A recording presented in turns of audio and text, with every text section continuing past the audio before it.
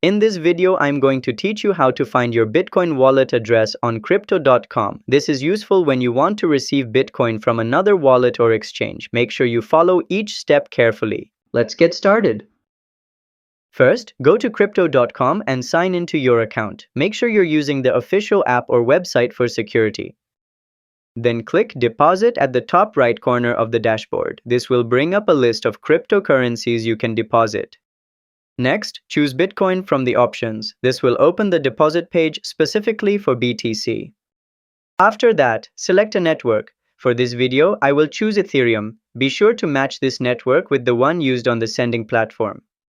Finally, crypto.com will generate your wallet address automatically. You can either copy the address or scan the QR code for easy access. And that's how you find your Bitcoin wallet address on crypto.com. If this helped you, give it a like and subscribe to How to Tutor for more quick and easy guides. See you next time!